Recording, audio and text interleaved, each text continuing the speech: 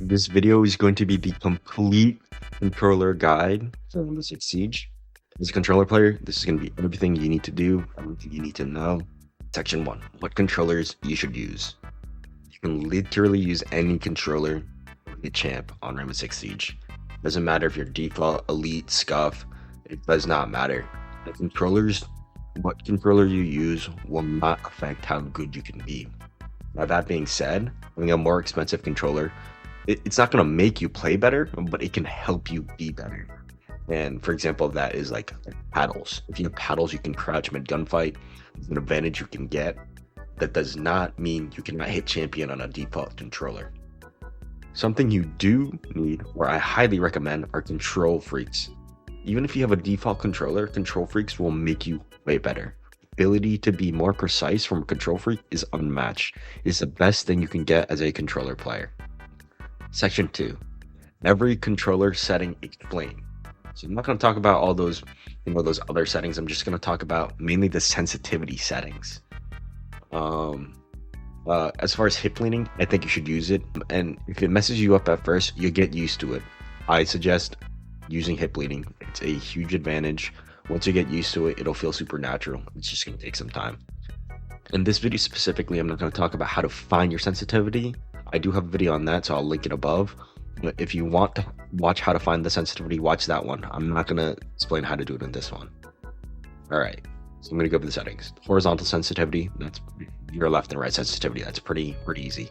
Vertical sensitivity, that's your up and down sensitivity. Also really easy. Your left stick dead zone. This is how much your stick has to move in order for your inputs to register in the game. So if you move it a little bit and you have a low dead zone, it's going to register. But if you move it a little bit and you have a high dead zone, it's not going to register. I think left stick dead zone is one of the most slept on settings in the game. I think you actually need to play around with it way more because it will help you have more precise and better movement. For me personally, I have really bad movement. So I play on high dead zone to get better movement. But that's not to say that you need to do the same as me. I'm just saying if you pay some attention to this setting, you can have a lot cleaner movement. The right stick dead zone is how much your right stick has to move in order for the game to register your inputs. Same thing as the left stick.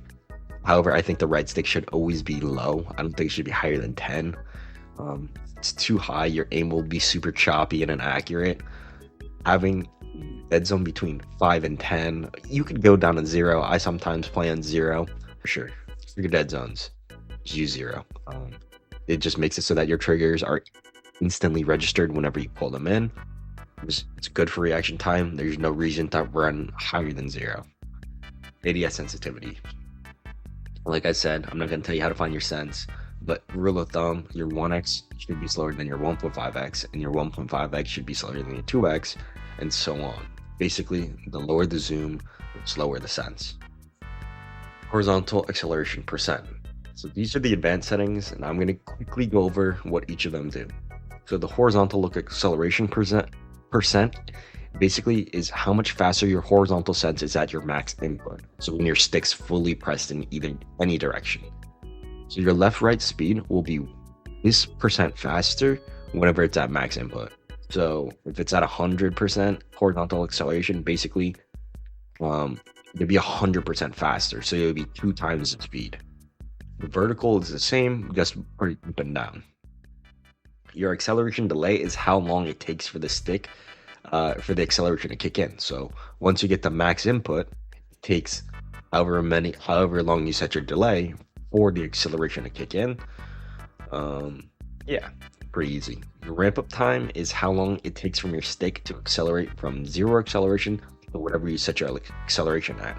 It's very similar to a 0 to 60, like when you start at rest and then it takes that ramp up time to get to full speed. It's the same thing. And then these settings down here, these are the same exact settings, but while in ADS. So same things, just while you're scoped in. Matter threshold, that's when your stick, where it has to be moved for it to be considered max input. So if you set it to 0, then that would be the edge of your controller. If you set it to 30, it'd be like 2/3 of your way down the controller. Higher the threshold, the faster your sense will be, because you get to the max speed quicker. but also like the less accurate you're gonna be. You're gonna like it's gonna be harder to be precise with high letter threshold. I do recommend the lower one.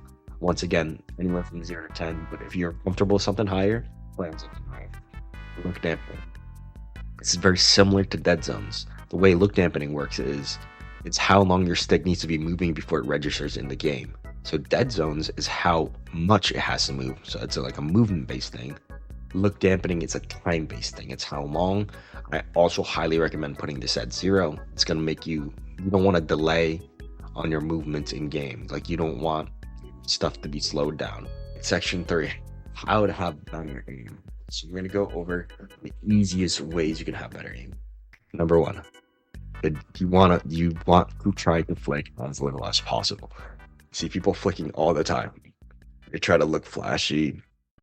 They try to do all this extra stuff, and it is not what most good players do. Yes, good players, they hit flicks, they do all this crazy stuff, but for the most part, they're not flicking as much as the average gold or plat I see. And looking flashy is not the same as being good. If you watch elite players play, they have the next thing I'm going to talk about. This is what separates elite players from just average players, is crosshair placement.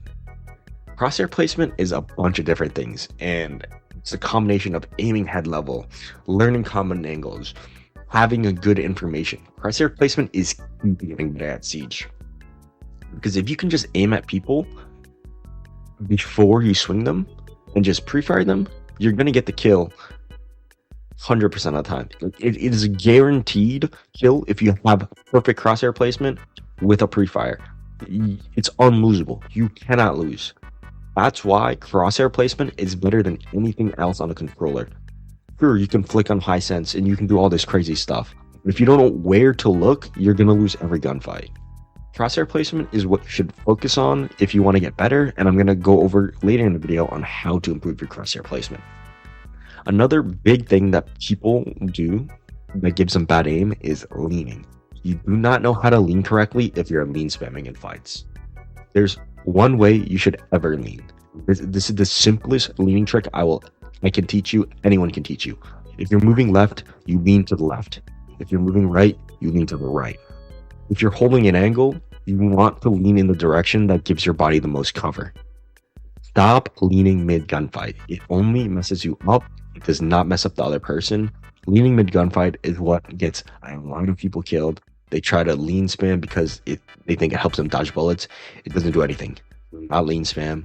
Stop changing your lean mid movement. Crouching. Crouching is another great way to improve your aim and make yourself harder to kill. Crouching or uncrouching mid gunfight is a super easy way to avoid headshots. If you have paddles, I highly recommend doing this. Especially if you're holding an angle. If someone quick peeks you and they see that you're holding an angle standing and you hold it the same angle crouch and just pre-fire them back, you'll win a lot of gunfights because they think you're going to be holding the same angle. If you just switch up your head level, then you're going to throw them off severely. Most of the time, people quick peek and then re-peek instantly. So if I see a quick peek, I just crouch and hold the head level and just pre-fire. And then I get free kills doing this. Crouching is super important, but once again, do not crouch spam. That will make you worse. Do not crouch spam. Make sure you just change up your angles if they get information on you. Movement. Like I said earlier, I play on high dead zones. And I know it seems weird because you see a lot of people playing on low dead zones. I'm going to explain why I think high dead zones are good for me personally. So my left stick is really inaccurate compared to my right stick. My right stick is a very accurate, slow sense player. So I have pretty good tracking and I have good stuff like that. My movement is really bad. When I play on low dead zones, it looks super jumpy, super choppy because I'm not accurate. So when I play on high dead zones, it allows that choppiness to go away so that I'm way more fluid, way more smooth. That's how I hit a lot of my one taps too, because my movement does the same thing every time. I know exactly what I want it to do. I'm not saying you need to run high dead zone, but I would definitely give it a shot if you're struggling with your movement. All right, section 4, how to warm up. This part is super key. I think if you're struggling on getting better or getting used to your aim, pay attention here. The absolute best way to warm up right now is the target drill and map training. And the best way to play this game mode is to not use the pings, uh, not use the red pings that they give you. That's because you don't want to know where they are. They're always going to spawn in the common angles, so you're going to learn how to pre-fire common angles, and you're going to learn how to do all these different things. The red pings are they're pointless. It's like you're just walking around shooting invisible targets. And when you put them in the common angles, though, it forces you to learn how to clear the rooms. And obviously, you can't die in this mode, but play it like you can die, so that you know you're taking good peeks. You're learning how to use your cover correctly and stuff like that. And yeah, this is the absolute best way, because in other game modes, in versus AI, you get a drone for 45 seconds. In arcade, it takes like 10 minutes to get 30 kills. In this game mode, you can get 30 kills in 2 minutes. Is the absolute fastest way to warm up. It's the most efficient way to warm up. And if you're not warming up using target drill, you're messing up. And like I said, make sure you learn where to pre-fire, what the common angles are. Play the maps that you're not great on. You don't want to play maps you're good on, because you already know how to play those maps. Warm up on the maps you're bad on. Get good at every map. If you have no holes in your map pool, you're going to be a way better player. Also, don't use operators that you use all the time in rank. Like, if you're like a G36, this is, well, probably not anymore. That the nerf has been a little bit annoying. But let's say you just play the G36 only, and you use that to warm up. It's not going to make you any better. You're just going to get good with the specific gun. You want to use guns that you don't, or operators that you don't use all the time. You want to use operators that you don't use all the time, and that you want to kind of keep things, mixing things up, so that you're not just getting used to specific guns, you're getting used to your actual sensitivity. All right, the fifth section. This is specifically for the Elite Series 2 players. You might be able to do them on Elite Series 1, but I'm not sure. If you're not Elite Series, don't worry about this section. All right, mapping. This section doesn't matter to me. You can do whatever you want. It's comfortable for you. You can switch them up, do whatever. If you have an Elite controller, make sure to use your paddles. You don't have to use all 4 paddles necessarily. I only use 3. But you should at least use 1. It's super important in this game to have a crouch paddle. You can use a crouch and a reload, a crouch and a mantle. It doesn't matter. Have a crouch. It is huge in this game. Obviously, it's an advantage if you have 4 paddles. For me personally, it just kept mixing up my the 2 paddles on my left hand side. So I only use the 1 on the left and then 2 on the right. Do whatever's comfortable for you. But make sure that if you do have a paddle, utilize that crouch paddle. Triggers. Having a good range is super important. If you have a really bad range and you try to spam fire, you can actually not reset fully, and it doesn't count as multiple like trigger clicks. So having a good range makes it so that you can spam fire better, and it's more attuned to your fingers. There's no great setting for this. This is whatever feels natural to you. I personally run a 0 and 1. You can run whatever, but in the background you can see the gameplay, and it shows that you have the trigger pulls, because you have bad trigger death zones. It can actually mess you up in a very big way. Make sure these are tuned to you so that it does not mess you up.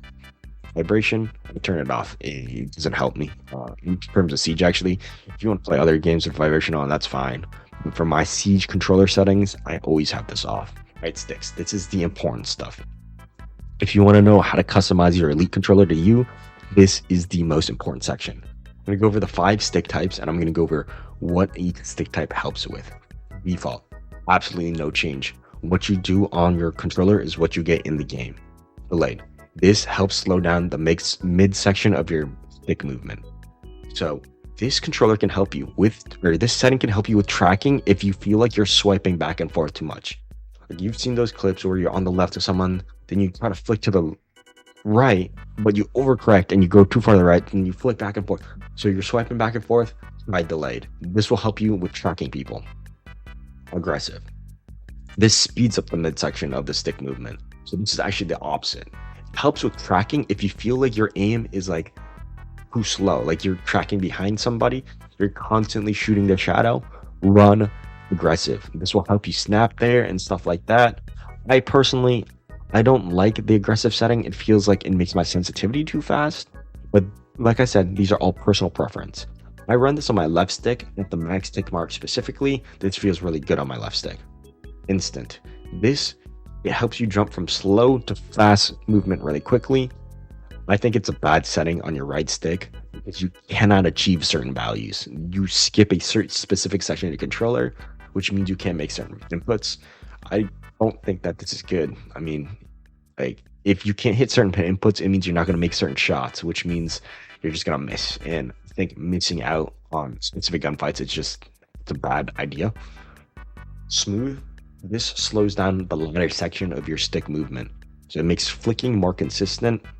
I run this on my right stick, and I don't. It's on the default tick mark, so right in the middle. And this is making me a way better player because I begin with I was really good at tracking because I started playing this game after I played Call of Duty, very tracking heavy game. So I had good tracking. My flicks were kind of iffy because there's no aim assist on this game. So if you had that same problem, I highly recommend the smooth. It's made me a lot better. Like I said, these are all personal preference. These will set you apart though if you use them accordingly. Find which one fits your playstyle and adjust the tick marks. You can see the tick marks. If you make them higher, it's going to make it more of a whatever type of curve. It's going to just make it more of that type of curve. And if you lower it, it's going to make it more default like. Try to tune these settings, and these will make you better. I promise they will make you better. Right, and the very last thing I'm going to talk about in this video is plugged versus unplugged. Your controller does make a difference whether it's plugged in or whether it's unplugged.